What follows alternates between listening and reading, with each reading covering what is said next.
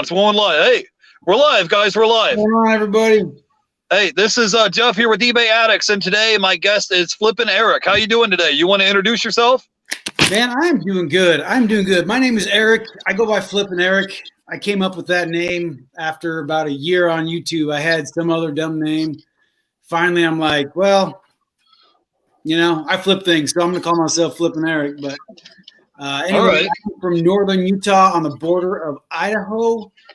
I am a full-time healthcare worker and part-time eBay. I call it part-time eBay, but sometimes it's a full-time job.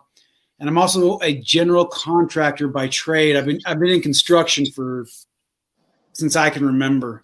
I gave up the 9-to-5 construction when I found myself out of a job last year randomly, and that's when. Or was it 2 years ago? Maybe 2 years ago. That's when I found myself full-time on eBay. And now it's turned into a $60,000 a year gig. All right.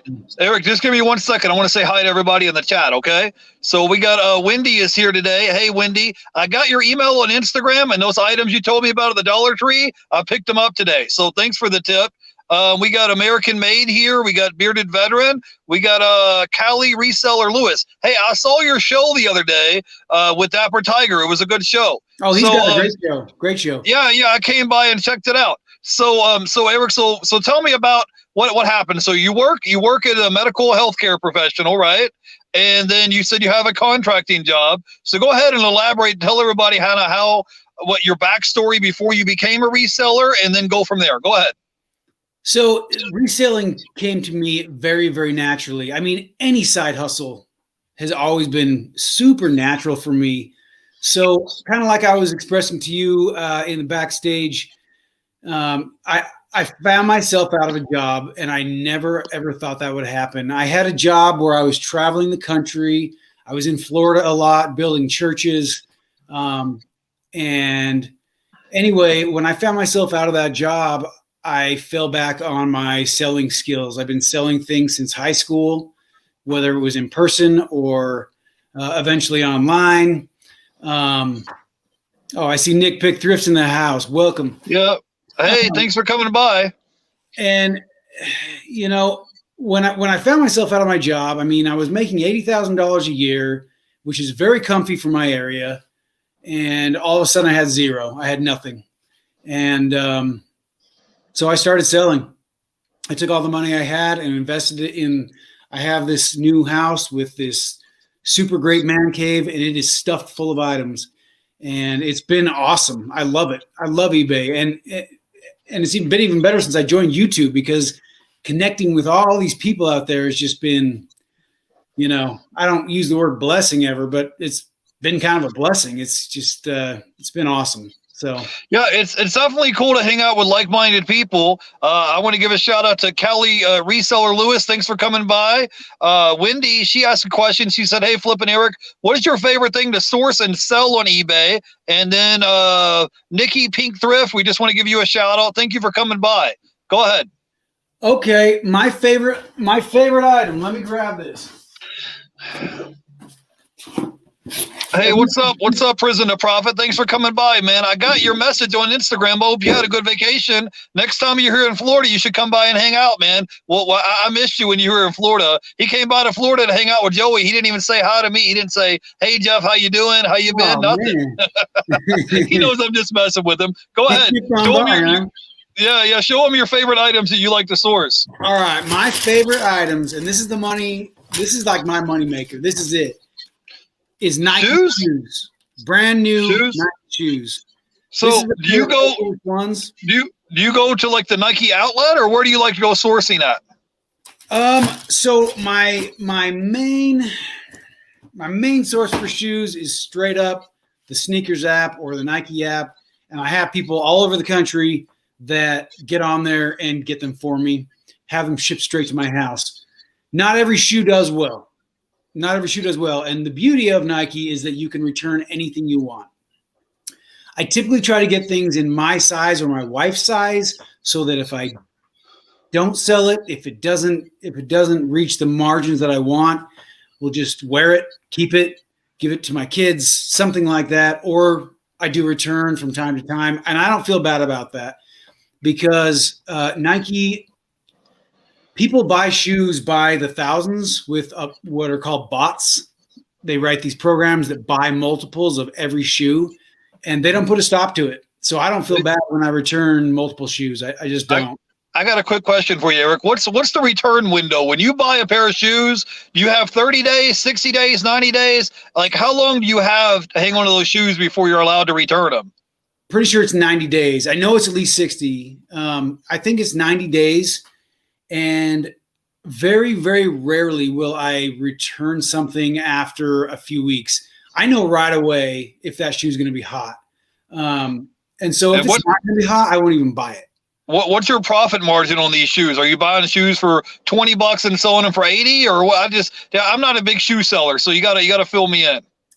So you know what? It's crazy. So you've got your Air Force Ones that are $100, and then you've got your like Air Jordan 5s that are what are they going for? $220, $225. So typically, if I don't make $100 on that shoe, I'm not going to mess with it. I'll end up just wearing it, or I won't even buy it. I do sell shoes. I mean, I'll sell a shoe if I make $20. Don't get me wrong. If I feel like, okay, I need to buy 5 pairs of shoes so Nike knows I'm legit, because every time you go to buy a shoe, it's a drawing or a raffle almost, and you're like picked, by the grace of God to have this shoe. So it's really hard to get them. And I feel like the more shoes you buy and keep, the more they're going to let you buy certain shoes.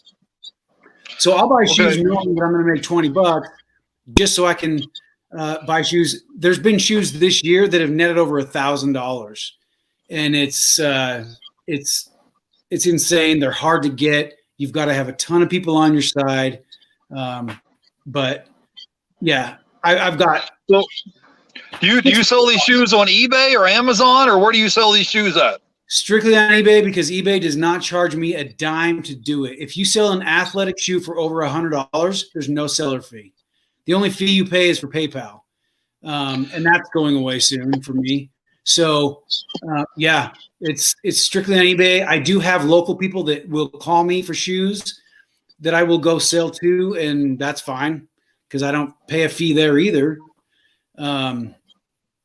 But no, that's my favorite. I mean, I've got so many shoes. It's ridiculous.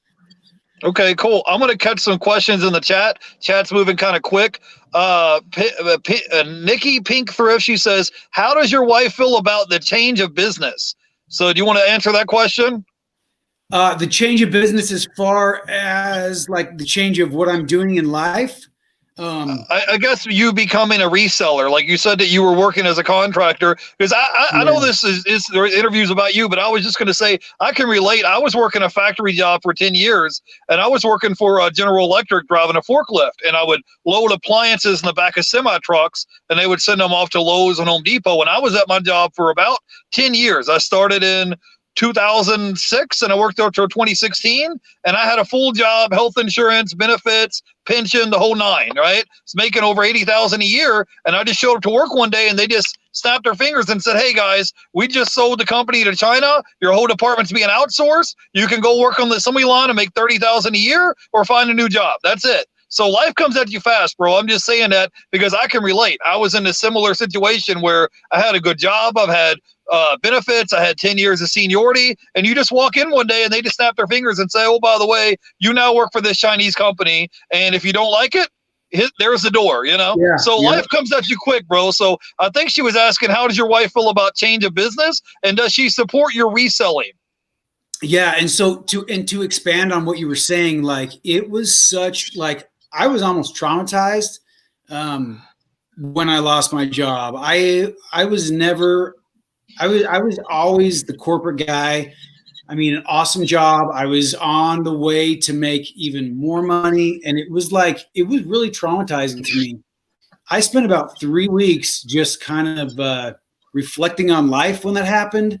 And yeah, I guess it's a little hard to explain. But anyway, so when I jumped into it, she was okay with it.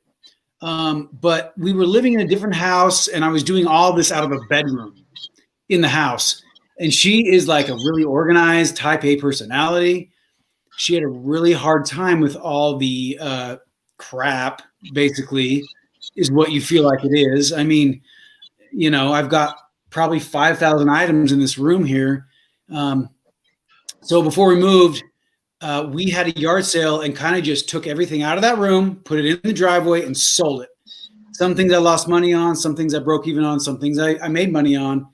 But we started over when we moved to this new house, which has a separate property that I don't have to like show her anything. So at that point, it got a lot better. She doesn't have to see anything. I don't show her anything. She doesn't come in here. And the money just kind of falls in, and it's been so much better since then.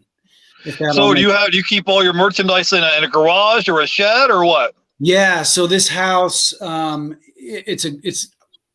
we bought this property because of this. I call it my man cave, but it's a 2-story massive shed basically. And the guy was running a wood shop out of it.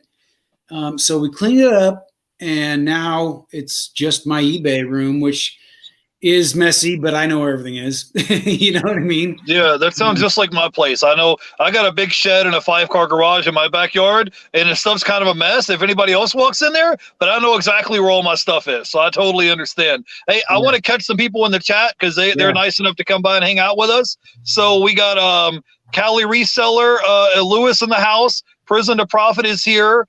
Wendy is here. We got Little Vintage Me 64. Thanks for coming by. Kentucky Fan 42.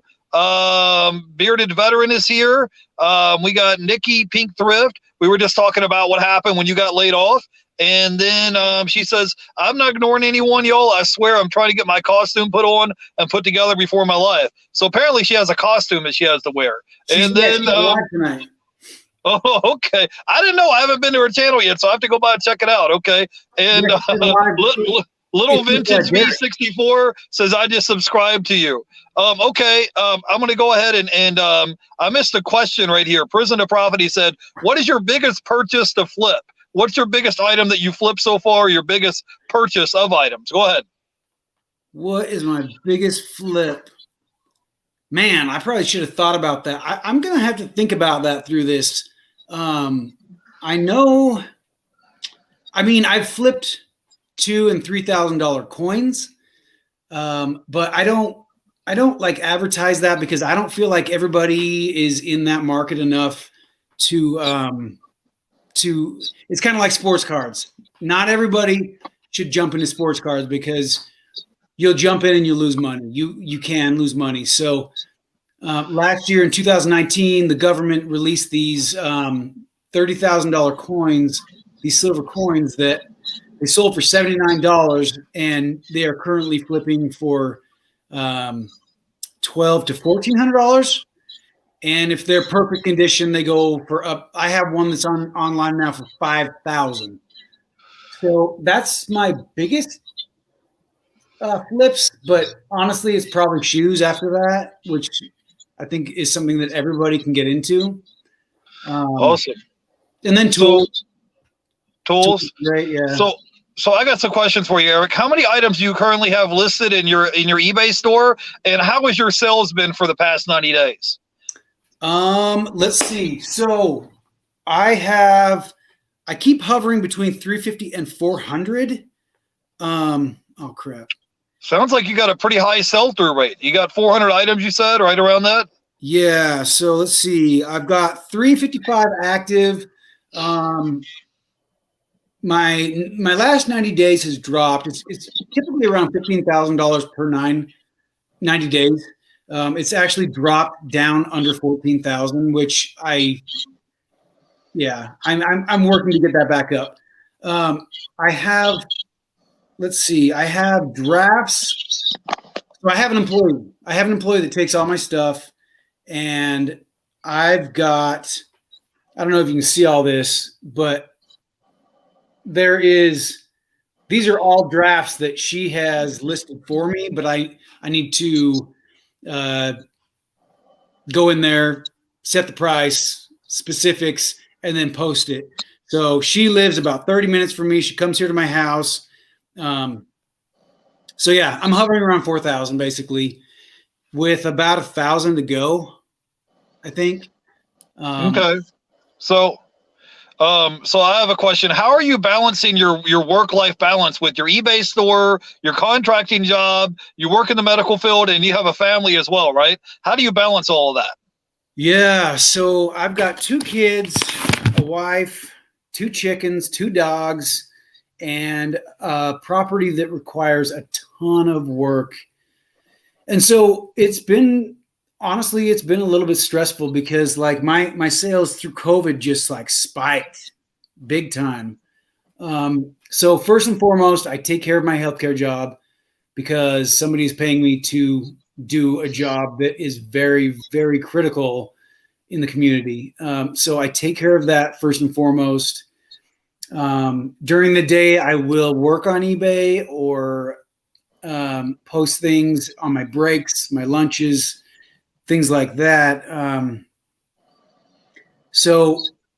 And I also try to make sure that my family is being put at the top of the list too. I really put a lot of emphasis on my relationship with my wife and my kids. You may have seen a video I put out before this today about how I went down and grabbed my daughter from school, took her to Jimmy John's. I really try to do that. It's a huge priority to me. But doing eBay really can take away from spending time with your family. Now, the ultimate goal is, for example, we're going to Mexico next month, and eBay paid for that. It straight up did. eBay pays for all my vacations. And so I like to say that, eBay gives me more family time. But in essence, during the week, it really doesn't, because I come home and I come straight in here and I spend 2 to 3 hours doing eBay. Okay, cool. Just give me 1 second. I want to catch the people in the chat. We got Little Vintage Me 64. We got Butterfly Hustles. I think I saw you the other day on Joey 22's channel. I saw you in the chat, Butterfly Hustles. Then we got a Bearded Veteran. Small Town Picker is here. Prison to Profit says you're a hard worker. We got Nikki Pink Thrift. I don't know why I can't say your name correctly today. I apologize.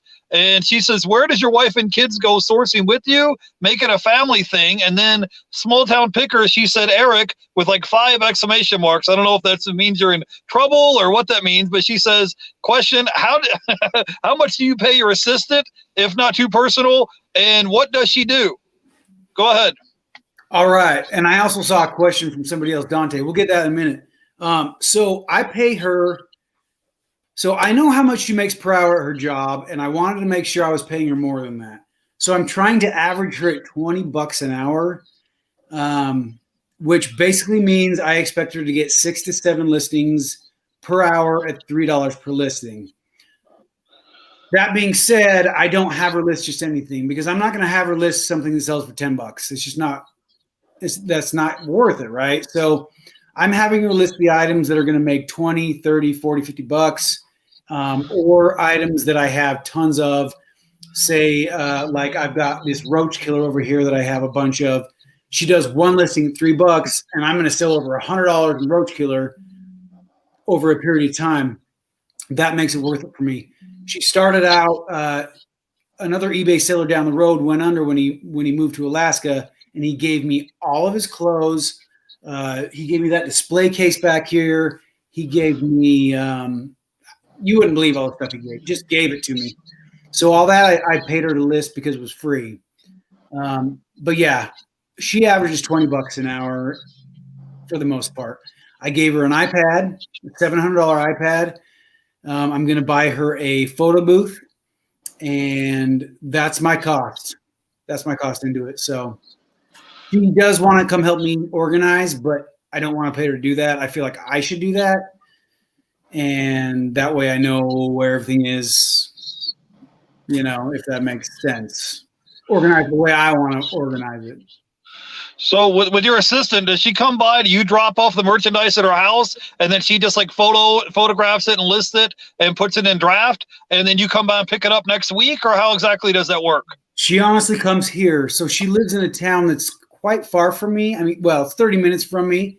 Yeah. So she comes here because her work is near here. So she'll just come here. Sometimes I'm not even here. I'll just leave her a box.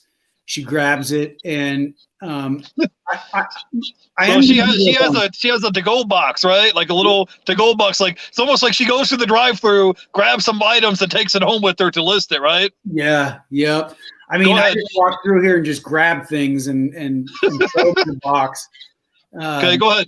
But anyway, yeah, I think I lost my train of thought. But We were asking about your assistant that works for you, about how the process works of having an employee work for you. Does she come to you? Do you come to her? That's what we were asking. right, so she just photographs and she uploads them. So she has access to my account, which I highly recommend that you trust the person that works for you, because I mean, hell, she could get in there and buy $10,000 worth of stuff, and I wouldn't even know it, right? So she has access to my account, and she gets in there, she lists, it goes to a draft. I have to approve it before it gets listed. There are times where I have to go back and say your picks aren't good enough. I need you to pick, take a pick this way. I need you to do this, that before I pay you. And then I pay her once a week. She's actually going faster than I can list, which is great. I have so many items in that draft, but it's been awesome. There's no way I can keep up with all this stuff.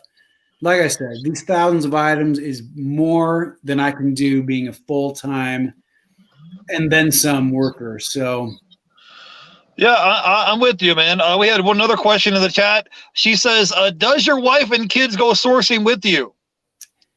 yes. Well, at the beginning of the summer, my wife went with me. She would go garage sale shopping with me, and she'd find stuff. But I found out that usually the stuff she was finding was for her. And so Yeah. lately I've been taking my daughter with me. And today, actually, right before the show, I went to the thrift store and I had my daughter. I told her, listen, I want you to go through these 4 racks of clothes. And if you see anything that's single stitch or brand new, or I gave her like 5 names of clothes, such as Arc'teryx or anyway, some of the bigger brands that you see these, let me know. And I will pay her. I'll pay her if she finds them, totally. So we spent about an hour and a half after Jimmy John's, and we dropped $112 at the thrift store, which I am not a good thrifter at all. And I think that we found about $500 worth of stuff to flip. So my son, not so much. He doesn't want to go anywhere with me. He wants to play video games, and that's about it. So Okay, cool. So I just wanted to say hi to some people in the chat. Girl Hustle just stopped by. We got Prison to Profit here hanging out with us. Kentucky Fan and American Made, and we got Butterfly Hustles here. So anyways, I wanted to ask you a question. How did you first get started into reselling? Have you been reselling like the whole time, or what got you interested into reselling? Okay, so like I was kind of telling you, I have always been selling stuff. I mean, I'm not shy about it. Like I would sell pot in high school even. I mean, that's the kind of guy I was. I was always flipping stuff. So once I became an adult and a parent, it kind of stopped. I became responsible, and I'd still sell stuff from time to time, but I'm really, really not technologically savvy. So years ago, I tried to get my wife to do eBay because she is. She knows all about computers. She knows all about signing up for things. But so when I lost my job, I mean, I wasn't laid off. I was straight up. It was just done. I had a severance, so I did have money coming in for a while. But it was an ugly situation. I was super depressed about it. And anyway, I realized having a smartphone, how easy the eBay app was. I watched a video about a guy doing Amazon and just scanning things at Walmart, wherever. I don't remember who the guy was, but he was making 6 figures a year doing it. And I thought, well, hell, I've always been good at selling stuff. Like, I mean, I can sell anything. And so I grabbed my phone, started scanning things at Walmart. I think that's where I started, with Walmart and Home Depot. I've never been big into garage sales, never been big into thrifting. And so after that, once I realized how easy it was to scan things, see how things were just, flipping, and you can see the price right away, it was a no-brainer to me. So that's what I did before I got back into healthcare, or got into healthcare and got a full-time job again. That's all I did, was just source. But eventually I sourced enough that I didn't have any money left over. So I had to get a job. But now the benefits are paying off. I mean, I have tens of thousands of dollars of items to list, which it's all paid for. I don't have a dime of debt, and it's that's how I got into it. So. Okay, cool. I want to catch some people in the chat. We got Philly Picker here in the house. Hey, Eric and eBay Addict, say thanks for coming by. We appreciate you. We got Small Town Picker here. Prison to Profit. Butterfly Hustle says, I love thrifting. We got to get Eric to a thrift store. And she has 100% with the butterfly next to it. We got Little Vintage Me 64. Girl Hustle is still here hanging out with us, and we got Bearded Veteran. So anyways, yeah, man, thrift stores can be cool. My issue is I've gone and looked at thrift stores lately, and they keep raising their prices. It's like every time I'll come there, and then I swear 2-3 months later I come back, they raise the prices again. I went to a thrift store last week, and I went through the whole thrift store and only came out of there with one item. It was a video game, and I paid $3 for it, and it sells on eBay for $30. But that's it. I was there from, I don't know, maybe 15-20 minutes. I walked through the whole thrift store. I only found one item that I felt like I could sell, because I can't pay $3 for an item and sell it for $10. There's not enough margin there for me. But I feel like they keep raising their prices up. So I'll ask you a question. What's your experience with going to thrift stores? And I saw one of your recent videos. I think you were doing some retail arbitrage. I think it was at Lowe's or Home Depot. I think it was at Lowe's. Yeah. So go ahead and talk about your thrift store adventures, and tell people a little bit about retail arbitrage and what your strategy is going into Lowe's or Home Depot or Walmart at the clearance section. Go ahead. Okay, so thrifting is super, super new to me. I mean, I've always gone to thrift stores and love to look at things. In my area, it's super complicated, because one thrift store that's owned by the Mormon Church dominates the area. You won't find a Goodwill here. You will you'll find a mom and pop from time to time for the folks that don't want to donate to that church. But typically, if you want to go thrifting, you have to go to the Mormon Church's thrift store. It's called Deseret Industries, and their prices are set to where it's hard to resell. So when you're going through there, like I did today, I had to find the items that somebody accidentally let slip by. I spent an hour and a half, maybe an hour, and was luckily enough, I found, I was paying $8 for shirts, $8, $6, $4 for shirts, which typically I won't do unless I know that I can turn it. Obviously, I mean, that was kind of a dumb thing to say, but yeah. So that's the reason I've never been great at thrifting, is because we don't have. I mean, I was in Destin, Florida 4 months ago, and I went from Goodwill to Goodwill to Goodwill, and I was like, wow, this is amazing. It's no wonder that there's like 500 resellers based in Northern Florida. It's like, but at the same time, I did notice what you're saying, prices going up. And I feel like the reseller community on YouTube, it has kind of fit into that, which, is bound to happen. They're going to see our videos. They know how much we make off things, and they're going to price things accordingly, because they're a corporation too. They're trying to make money. So that being said, the reason why I specialize in retail arbitrage is because of that. I don't have Goodwills here. I have 3 options to thrift. I've got 1 in my small town and then 2 in the big town next to me, where I go to source. But so my video on Lowe's is just straight up end of season clearance, taking yard care items, flipping them for a profit. And that's how I got into retail arbitrage, is because I don't have a lot of other options. And our garage sales here, they're not good. I mean, I watch Matt from Part-Time Picker in Northern California, and the things that he finds, it just amazes me. We don't have that here. We have junk.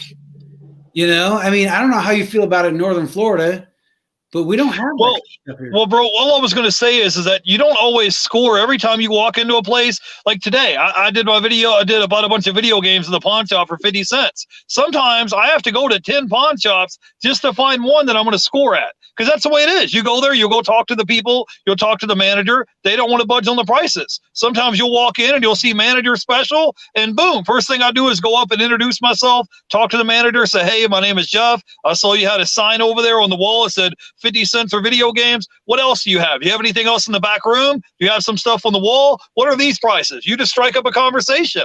Because, okay, if I would have walked out of there, I would only bought 22 video games for 50 cents, right? So then I told the lady, I'm like, I'm going to check out. I'll be right back. So I came back and I was like, hey, how much are these other video games hanging on the wall here? And she's like, I don't know, bring them up here to the counter. So I brought more and more to the counter. I bought 65 video games today, and most of them were 75 cents a piece or less. But it's all about, striking up a relationship and a conversation with that person, because there was no price tags on nothing. I just walked up to the lady and said, hey, how much are these items sitting here on the wall? You want to move them? I'll buy them. And I walked out there with 65 items. So, I'll probably make at least $500 profit. But what I'm saying is, it's not every store you go to is a home run. You just have to hunt.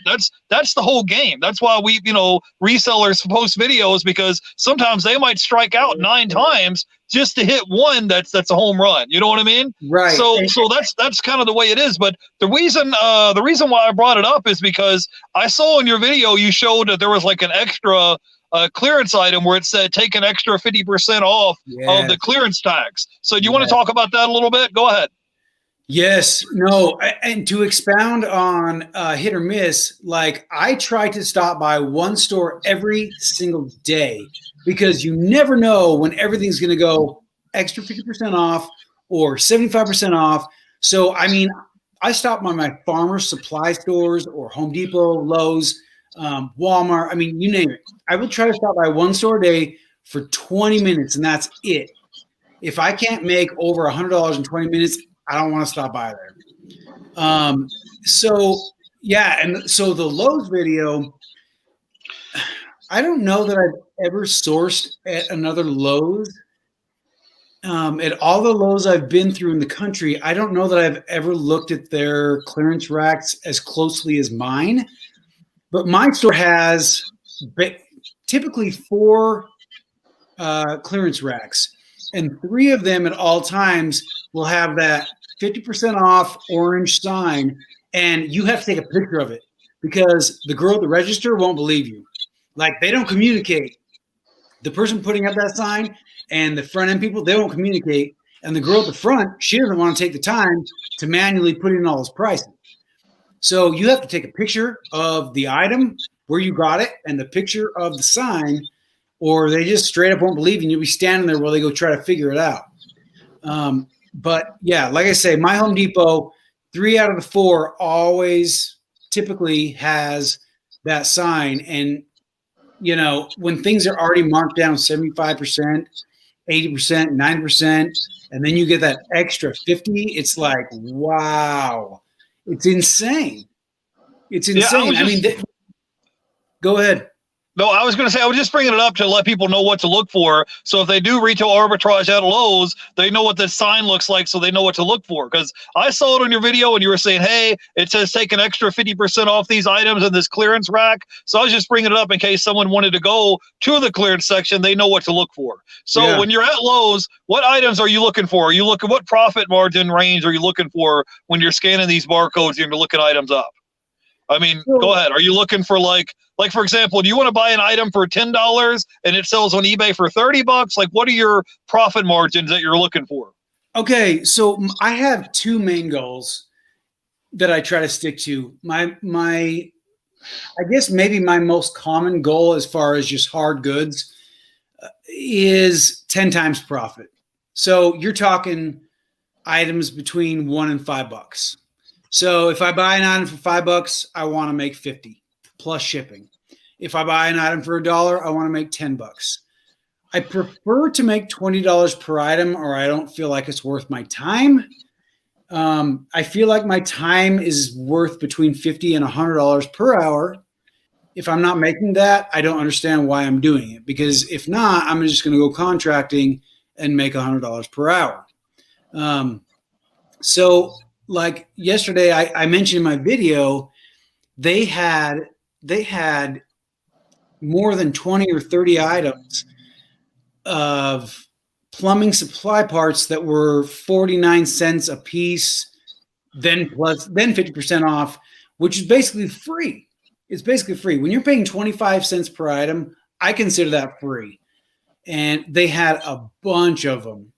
Now, to make money, you're going to have to lot them up, and you're going to have to find the right buyer, or it's not going to work out for you. And those items sit big time. So anyway, if I can't make 10 times my profit, so then my other goal, like these shoes here, is to make at least $20 per shoe. I try to make $100 per shoe, but that doesn't happen all the time. So but you're talking about $20 profit, right? Right.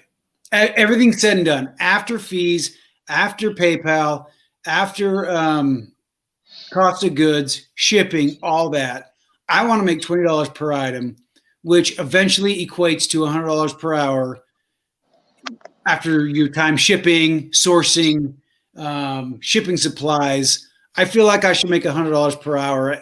I feel like I'm worth that. So, if I can't make that, then what am I doing? Right.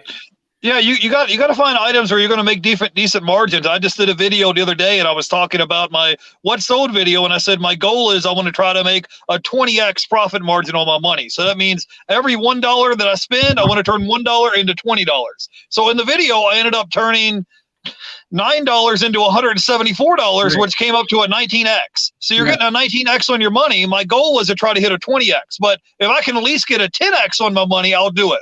But if it's going to be less than that, I'll just keep on walking because you have to think about it. It takes you time to list it. You have to store it. You have to box it. You have to ship it. You have to list it. You have to advertise it. There's a lot of work involved. So I want to catch the. Then you have to think about the items that don't sell. I mean, I don't know how many items that I have had sitting for 6 months or more that are expensive items. So you have to think about those items that you end up clearing out and breaking even. I've even lost money. I have lost money on items, medications, for example. I just ended up selling a lot of medications to Puerto Rico that I broke even on. I made this video for YouTube about sourcing meds. I didn't want I didn't want to sell them separate, so I lotted them up to break even. And now this person wants money back because one of the items are expired. So the entire thing is ended up losing money for me, and you have to take that into account. So if you're not making at least 10 times profit, you're not going to, in the end, you're not going to succeed. Yeah, there's got to be margins there. I want to catch the people in the chat. So if you just give me 1 second, we got this overstuffed house. That sounds like my house. It says the closest Goodwill near me is charging retail prices, but only 135 minutes away has been great. We got Small Town Picker here. Then this overstuffed house says Goodwill gets a huge amount of stock for free. They should be able to keep people employed. Yeah, for sure. Yeah, I mean, that's their whole model is they get merchandise for free and sell it to us, but then they want to try to get as much close to retail prices as they can. I went in there one day and I was like, hey, man, I want to go buy this. Like, I think it was like a Mickey Mouse or Winnie the Pooh stuffed animal. So I didn't even look at the price tag. I took it up to the counter. They wanted $10 for this freaking stuffed animal. And I was like, they were like, $10, please. And I was like, looked at the stuffed animal. I looked at the lady and I was like, I'm passed. I'm putting this right back on the rack. I can't pay $10 for a little Mickey Mouse stuffed animal and then try to flip it. There's no profit there for me. I just can't do it. And so, yeah, it was over a stuffed animal. So yeah, we have Butterfly Hustles here. It says buy low, sell high for sure. That's the whole model here. Prison to Profit says the overall should never equate to a loss. Well, sometimes if you just want to clear it out, you have limited space. You don't have unlimited space. So you have something sitting for a while. What I was going to say, Eric, before we started talking to the chat is that you can do promoted listings. I do all my items 1% promoted listings. And for example, we have Black Friday coming up. I'm going to put my whole eBay store on 10% off discount from Black Friday to Cyber Monday because you want to stimulate sales. So you just got to think outside the box. That's what everybody else is doing. 10% is nothing if it's going to bring in extra sales around holiday season. So this overstuffed house says trying and up my profit margin is why I still hunt and thrift. It's not like I have enough in stock. That's why my house is with 3 estates here. Well, that's crazy. And then we got a January house in the house. We got Butterfly Hustles.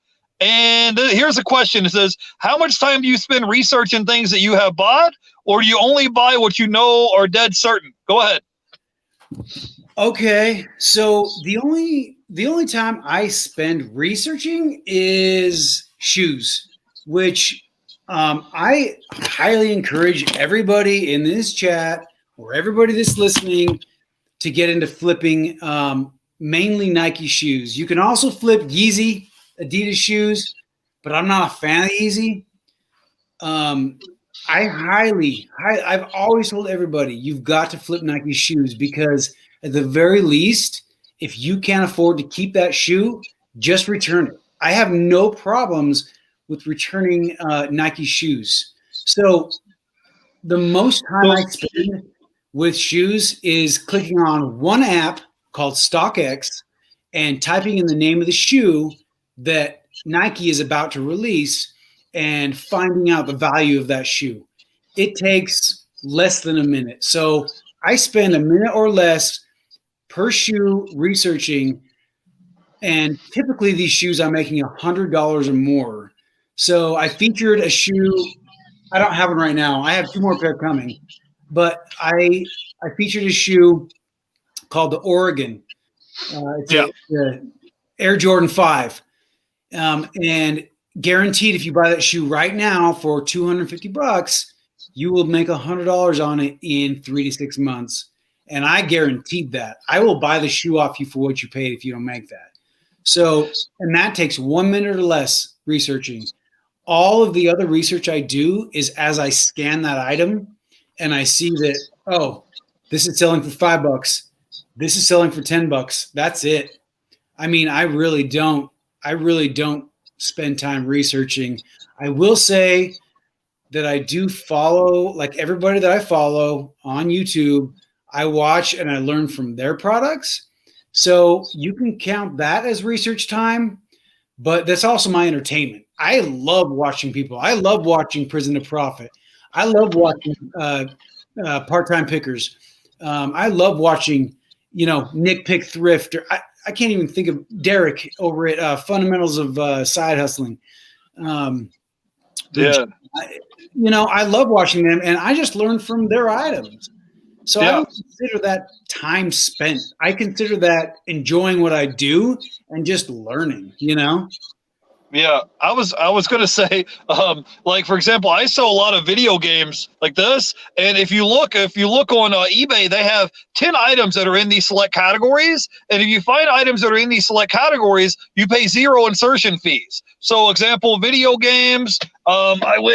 I didn't even film it today, but I got DVDs like this. This is $1 Million Baby, right? So I get DVDs for 50 cents. And then if they don't sell every month, you pay 0 insertion fees. So I could have it set for 3 to 6 months. If someone gives me some lowball offer, I don't have to accept their offer because I'm paying 0 insertion fees. So at the end of the 30 days, when the item rolls over and auto relist, you're paying 0 insertion fees. And plus, since everything has a barcode, all I have to do is scan this barcode. I can list 100 items a day. So like I said, if I scan 100 items a day times 100 items times $10, that's $1,000 a day worth of merchandise that we're getting listed. So I wanted to, so that's what I'm saying. You just gotta be on it, and you just have to have a game plan. So Yeah, I like watching videos too. One time I was watching or listening to Matt Part-Time Pickers, right? I'm driving in my car and I wasn't paying attention. And I went straight through a stop sign. This cop gave me like a $150 ticket for running a stop sign because I was just engaged. I was watching or listening to his What Sold video. I swear I didn't even see the stop sign. I just rolled right through the stop sign. And I look around your rearview mirror and here's the police. Woo! I mean, I pulled over because I was just watching this What Sold video and I was engaged watching the video. I rolled right through a stop sign. So don't do that. Don't do that if you guys are like me. Did you see the video where he got this shirt right behind me? You saw that one? Yeah, I saw him. I think he posted it on Instagram. Yeah, I bought that shirt off him. I don't know how good of a investment that was. But well, it's all right. You're supporting the channel, so it's all good. I want to catch the guys in the chat real quick. Are you okay? The hell was that? It was a bug or something, bro. So we got Butterfly Hustle says Goodwill is greedy. We got Thrift this oversized oversized house says, hey, do we have an echo?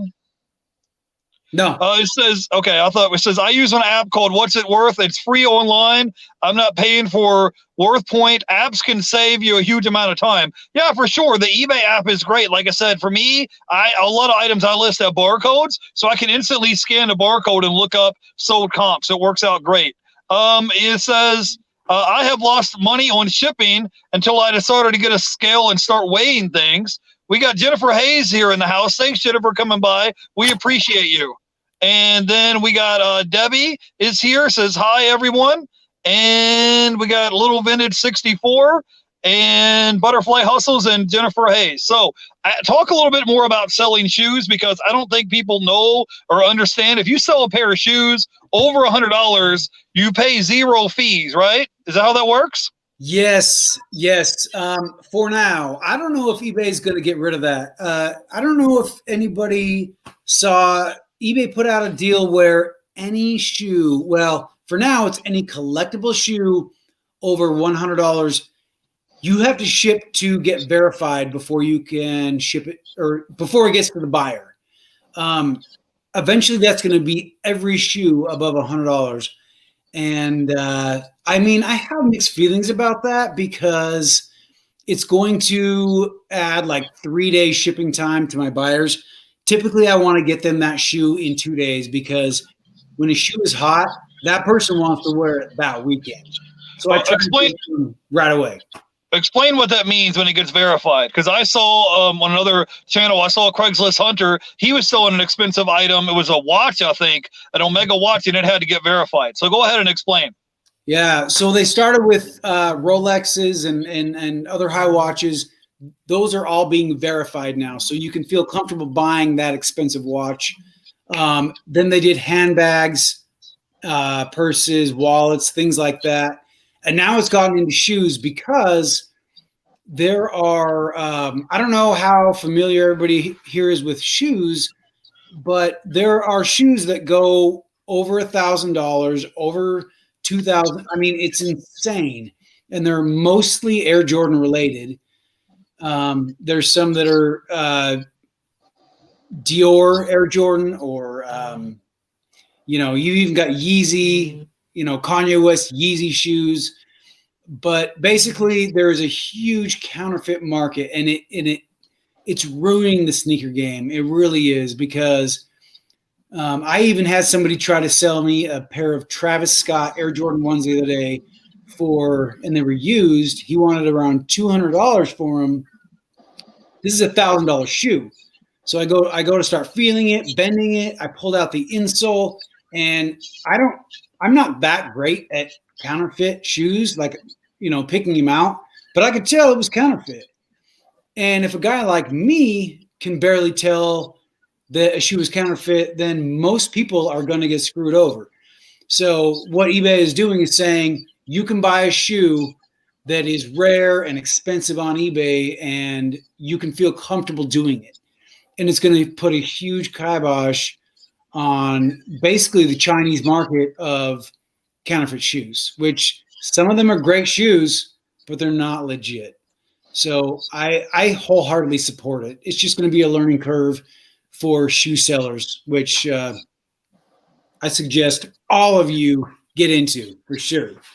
So basically, they're creating a buffer zone. They're verifying the shoe to make sure everything's legit. So you are protected. So if the buyer gets it and say, hey, these shoes were counterfeit, they're fake, you won't get a strike on your account. You don't have to worry about them opening up a case against you. And the buyer feels safe. They're not buying counterfeit shoes. So Right. eBay is kind of like, they're kind of the go-between. They're kind of like the peacemaker as far as shoes go.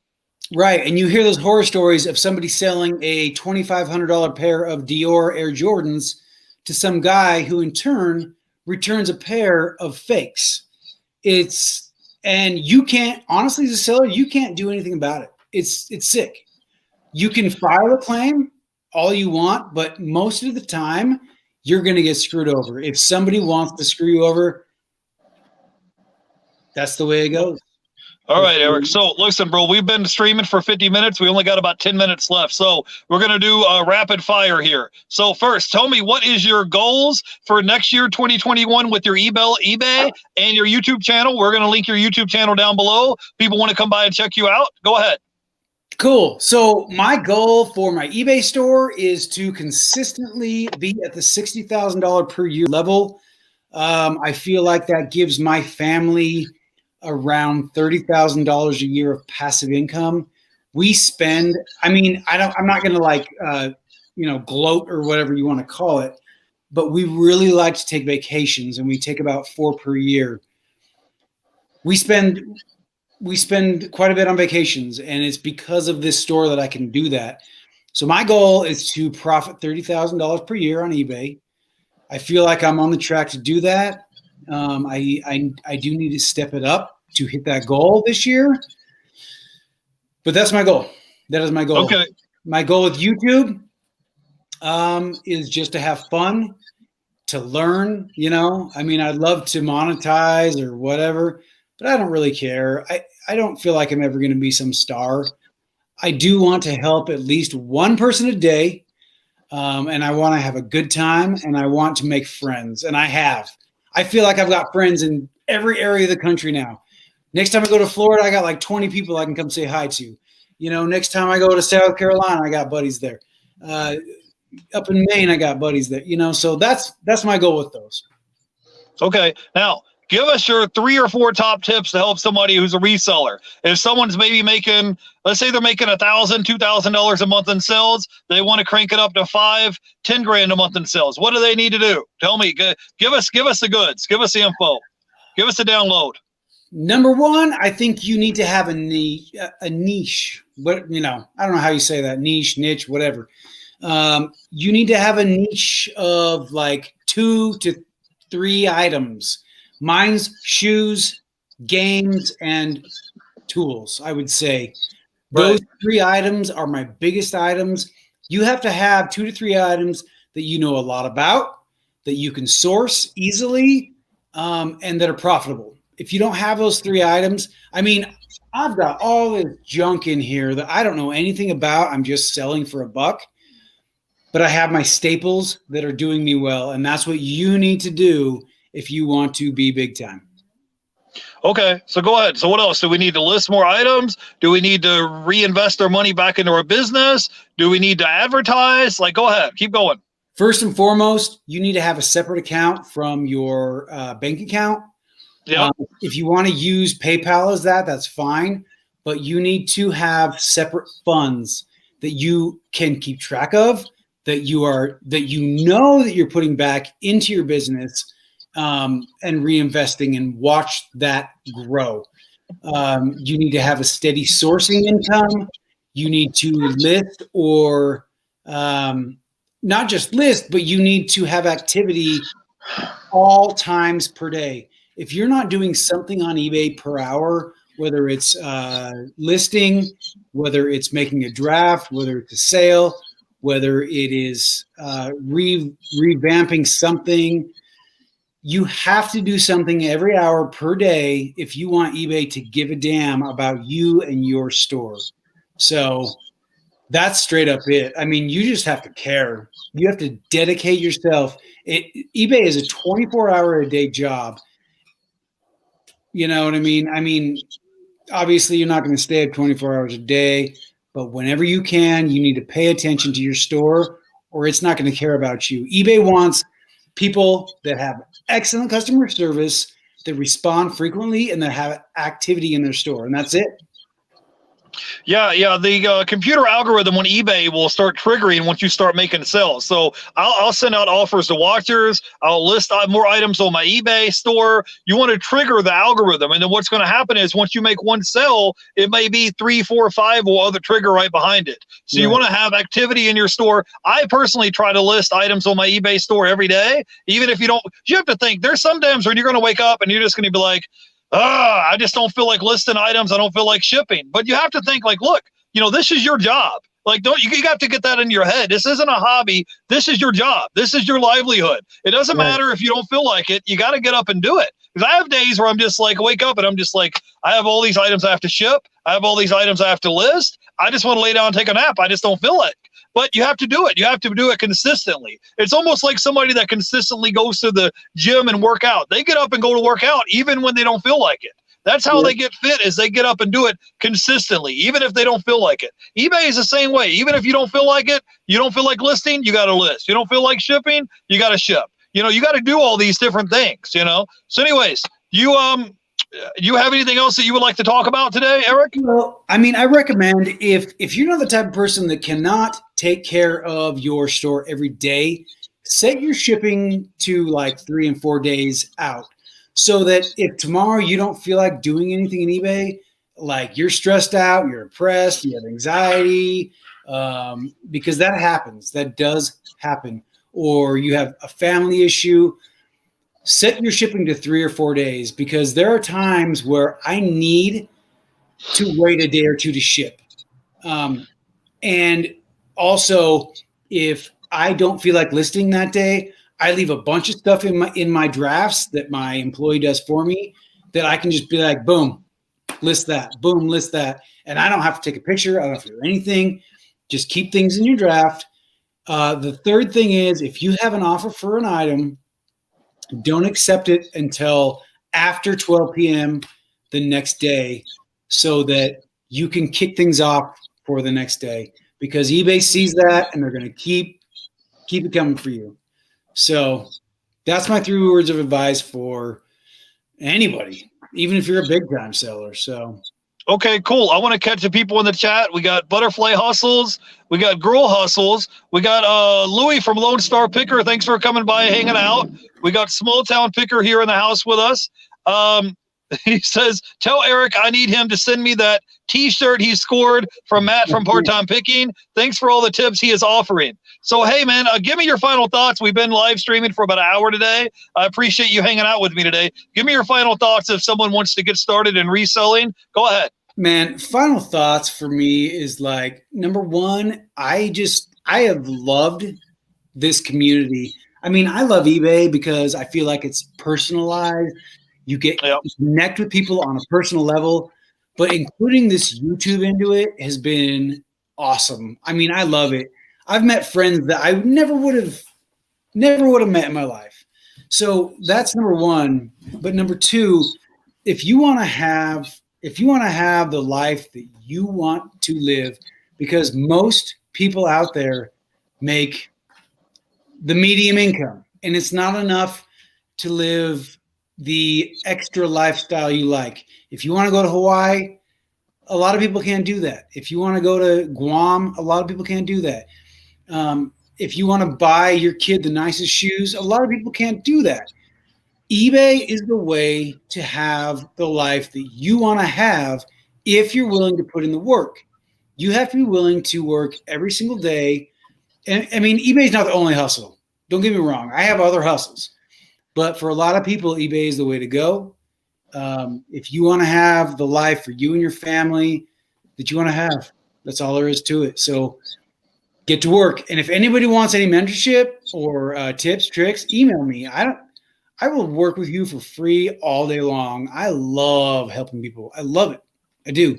And I love giving things away. So I meant to give some things away today, but I actually left them inside. So it's all right. I do giveaways too. I think I did a $100 eBay gift card when I had 1,000 subscribers, and I'm probably going to do another giveaway between now and the end of the year. I just give away, here you go, here's a $100 gift card to eBay, and I just give it away to my subscribers as a way of saying thank you.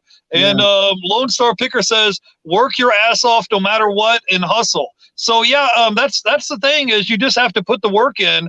It's not just going to fall and land in your lap. I just want to add on to what Eric was saying. If you look, guys, 50% of the American population is making less than $30,000 a year. So you thinking that you're going to work a job and be an assistant manager, or you're just going to, you have a good 9-to-5 job and you're making, $30,000 a year, that's $600 a week before taxes. You're bringing home $400 or $500 a week. That's not really enough to live off of and support a family. So don't think that you just have one stream of income and that's going to be enough. You're going to get out of eBay and what you put into it. Anyways, we've been in over the hour mark. I want to thank Flippin Eric for hanging out with me today. And I want to thank everybody here in the chat for hanging out with me. I appreciate you guys. Tomorrow, 6 o'clock, be there. We got my buddy Shane from Rise and Grind Pickers will be here on the show. See you guys then. Bye. Peace out, everybody.